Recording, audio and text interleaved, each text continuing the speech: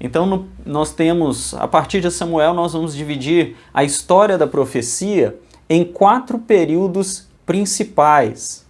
4 períodos principais. Então o primeiro período, que já foi citado aqui na aula, é o período pré-clássico. Então os profetas que cumpriam seu ministério durante os primeiros anos de monarquia em Israel e em Judá, chegaram até nós através do que se registrou a respeito deles nos livros históricos. Então esse período pré-clássico, ele está registrado nos livros históricos. Samuel, Reis, Crônicas, são esses livros históricos que registram para nós esses primeiros profetas, os profetas desse primeiro período pré-clássico. Uma vez que não registraram suas profecias em livros próprios, esses profetas são em geral mais lembrados por seus feitos do que por suas palavras. Não quer dizer que eles não sejam também profetas escritores, mas eles não escreveram livros que têm como forma fundamental a profecia. Por exemplo, Samuel escreveu livros. Natã e Gade também escreveram livros. Os livros de crônicas foram ali escritos por Natã, por Gade, provavelmente segundo Samuel também. Você tem vários profetas ali que vão funcionar como escritores também, mas não são escritores de livros proféticos, são escritores de livros históricos. Então você tem personagens muito importantes como Aías, que unge Jeroboão, você tem Semaías, você tem Elias. Elias facilmente poderia ser um marco da profecia. Mas eu não quis incluir tantos marcos assim, porque poderia tornar confuso o entendimento da nossa caminhada. Mas Elias teve um ministério único. Elias ele inaugura ali um momento em que os profetas eles vão deixar claramente de serem possíveis aliados das monarquias vão passar a serem praticamente inimigos dos palácios, porque ali já é o reino dividido e o reino, principalmente o reino do norte, quase nenhum dos reis do norte teve alinhamento com os profetas. Então os profetas eles saem dos palácios e eles passam a ser eremitas, pessoas dispersas, pessoas que praticamente trabalham mais com a repreensão do que com o aconselhamento. Então Elias vai ser bem a cara disso. Ao mesmo tempo são profetas que têm feitos muito poderosos. Elias tem os feitos que nós conhecemos e além disso ele ainda entra numa profecia que vai estar ligada a João Batista, que daqui a pouco a gente vai falar sobre isso também. Elias passa esse bastão para Eliseu, que é o que a gente vai dizer aqui, que é o momento da transição. Então a gente vê que dentro desse primeiro período pré-clássico, nós temos importantíssimos profetas e pessoas que poderiam ser facilmente marcos de alguma coisa aqui. Mas só para nós dividirmos então, o período pré-clássico é um período que não tem os oráculos proféticos ainda confeccionados, ou seja, não existem esses profetas que vão escrever livros que têm como forma fundamental o texto profético. Nós temos Israel ao norte, com Jeroboão, e nós temos ao sul o reino de Judá. Então o reino se parte com o neto de Davi, Roboão, por causa dos tropeços que Salomão cometeu, e aí a gente começa a lembrar como é que tudo está tão alinhado com a lei. Se você pega o texto da lei, muito antes de Samuel, lá em Moisés, quando Moisés orienta sobre a escolha de um rei, ele também dá orientações sobre como esse rei deve proceder. Ele fala assim, esse rei ele não deve ter muitos cavalos para ele não fomentar uma fuga do povo para o Egito, nem nada do tipo. Esse rei ele não deve ter muitas mulheres, para que ele não venha se corromper com essas mulheres. E o que acontece com Salomão? Salomão teve muitas mulheres. Aqui o problema em si não é a questão mulher.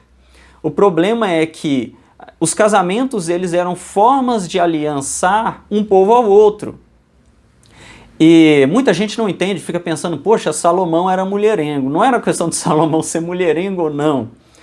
O ponto principal aqui é que Salomão via a questão dos casamentos como uma forma de ter paz com os povos vizinhos. Então, aquelas centenas de mulheres que Salomão adquiriu ali, que Salomão se aliançou, acabava trazendo paz, entre aspas, tá bom? Com muitas aspas, com os povos vizinhos. Afinal, um rei que tem uma filha princesa em determinado reino, ele não vai querer invadir aquele reino ali, ainda mais que o neto dele pode estar na linha de sucessão, e isso pode até gerar a unificação de reinos depois. A gente viu isso acontecer na idade bem recente com Espanha e Portugal, onde tinha herdeiros de um no outro e acabavam, em determinado momento, acabou se unificando. Isso até entra na história do Brasil de forma muito forte. Mas então era por isso que Salomão tinha muitas mulheres. Mas Moisés, ele já orienta, olha, que esse rei não tenha muitas mulheres para ele não se corromper com elas. E ele fala também que esse rei tinha que ter o livro da lei escrito para ele e que ele deveria meditar sempre nesse livro da lei para que ele não se achasse superior aos seus irmãos. Olha só que linguagem interessante.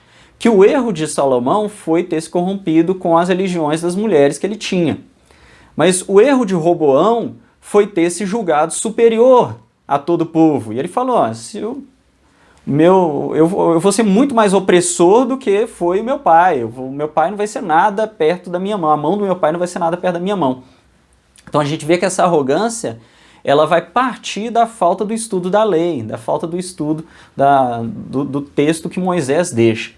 Então esse desvio, ele gera ali a divisão.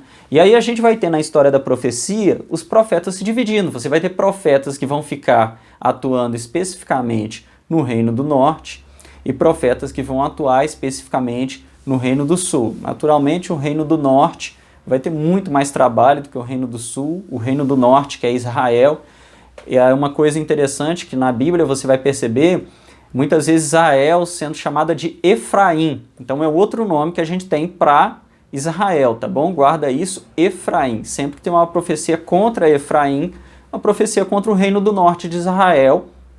Efraim era a tribo mais conhecida e Samaria ali, a capital. E o reino do sul era o reino que continuou com a linhagem de Davi e foi assim até o final. Não era incomum o profeta estar envolvido na vida política. Então, só regressando um pouquinho aqui, mesmo antes do período pré-clássico, olha só o que vai acontecer.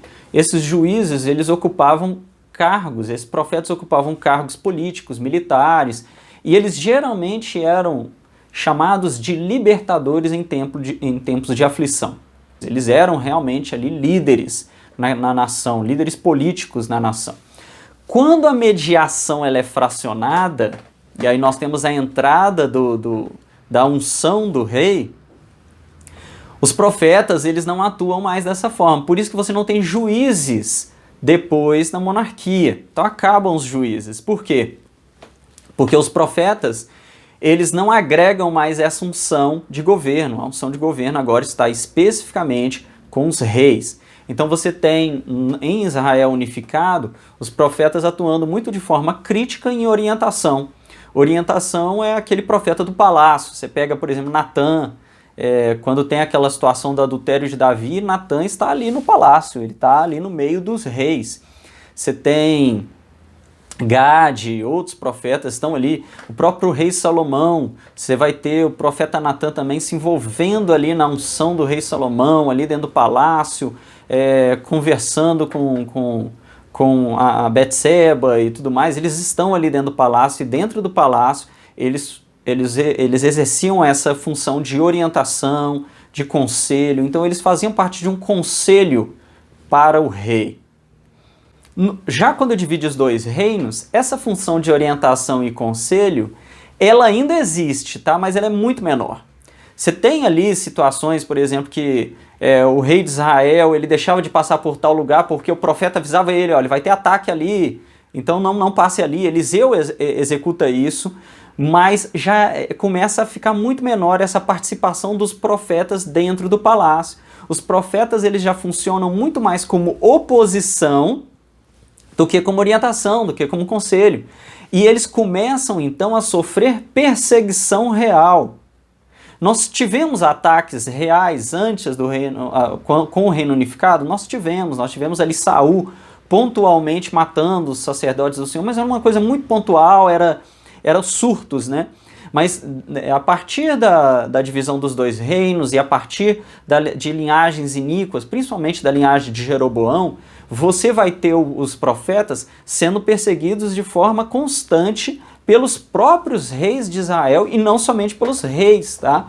Pelos sacerdotes, pelos falsos sacerdotes, sacerdotes sincréticos que vão se levantar ali. Você tem Amós, por exemplo, o sacerdote que liderava aquele templo sincrético. Ele vai falar para Amós, volta para o seu campo, volta para Judá, não fica aqui não. Você vai ter várias vezes, Elias fugiu várias vezes por causa de perseguição, Jeremias foi jogado numa cisterna. Você vai ter na história de quase todos os profetas uma perseguição muito grande. Isso começa a partir da divisão dos dois reinos, principalmente na casa de Jeroboão, principalmente no reino do norte, que é o reino que é Efraim, que é onde está Samaria. O segundo período é o período clássico antes de Cristo, século 8 e 7 antes de Cristo. Então, este período conheceu as primeiras coleções de oráculos escritos. Então, oráculo vem da questão da profecia, da previsão. Muitas crises políticas elas ocorreram nesse momento. Nós temos a deteriorização e queda de Israel em poder dos assírios em 722 a.C. Então profetizaram ali durante aquele tempo Amós e Oséias em Israel, Isaías e Miqueias profetizaram em Judá. E você tem a deteriorização e queda de Judá em poder dos babilônicos em 606 a.C. Aí você tem a atuação de Sofonias, Naum, Abacuque e Jeremias. No período clássico, eles operaram de uma forma muito intensa por causa das crises. E as crises políticas de Israel, elas estavam ligadas à questão moral, aos desvios morais de Israel. Então era como se a gente dissesse assim, se Israel e Judá tivessem seguido a lei e não tivessem se desviado do Senhor, eles nunca teriam caído. Que a profecia, se você for pensar, por que houve tanta produção profética nesse tempo? Por causa da quantidade de desvios. Por isso que Paulo vai dizer lá no Novo Testamento, em Atos, ele vai falar o seguinte, a profecia é muito melhor do que o falar em línguas. Porque o falar em línguas, se não houvesse tradução, ele era autoedificação. E o que a gente precisava naquela igreja que estava nascendo? Correção. Tinha um monte de heresia rolando, um monte de gente achando que o evangelho era tal coisa, e a gente precisava naquele momento de correção. Então a gente precisava de profecia. Por isso Paulo falava, busque a profecia. A profecia nesse momento ela é mais interessante. E nesse período clássico, existe muita produção de livros de forma fundamental à profecia, exatamente porque teve muito desvio. E aí você tem o terceiro e os quartos períodos. O terceiro período é o exílio. É o tempo que Judá, e aí a gente não tem mais Israel, tá bom? A gente não tem mais o Reino do Norte. Não existe mais Efraim. Efraim acaba no registro bíblico aqui. Judá então vai ser levada para a Babilônia e lá vão profetizar Jeremias, Ezequiel e Daniel. Sobre os povos invasores, observe o mapa. Vocês vão ter aqui, primeiro, a questão da invasão do Império Assírio. Você tem ele dominando tudo ali para cima, até para baixo ali, o Egito. Ele pega ali a questão do Egito, ele vai até Mênfis. Não confundir Assíria com Síria. Você vai ver que Síria, ela está ali muito mais próxima de Jerusalém. Ó, Jerusalém, você tem Israel ali, o reino de Judá, e do reino do sul e do norte, é esse quadrado. A Síria direto tem essas invasões e também é uma nação muito poderosa, só que Síria vai ser dominada pela Assíria. Eu vou falar as capitais, fica mais fácil. Damasco vai ser dominada por Nínive primeiro, então Nínive vai dominar toda essa região aí, e depois o Império Assírio, que é o Império de Nínive, vai cair para a Babilônia, que tem por capital Babilônia. E aí Babilônia vai dominar, enfim, Jerusalém, vai dominar tudo isso aí. Praticamente tudo isso vai ser Império Babilônico. E depois você tem o quarto período, que é o pós-exílio, é o retorno, é a restauração de Judá na Palestina, que é aquele período lá de Neemias e Esdras. Então vamos profetizar ali Ageu, Zacarias, Malaquias. É até interessante entender por que Malaquias, Zacarias estão profetizando aquele contexto ali. Por isso que muitas vezes estão falando da restauração da lei, do dízimo, da circuncisão, das mulheres que vêm de fora e tudo mais. É um contexto de restauração de nação. Então o templo ele tem que funcionar. Para funcionar o templo, toda lei ela tem que estar funcionando perfeitamente. o conteúdo do cânon protestante das Escrituras indica que o ministério profético, como precursor do reino de Deus, permaneceu em silêncio entre Malaquias e João Batista. Então, qualquer produção, tentativa de dizer que existe ali determinado livro inspirado, a gente vai refutar, a gente vai dizer que não, que são livros dignos de serem estudados, mas são livros apócrifos.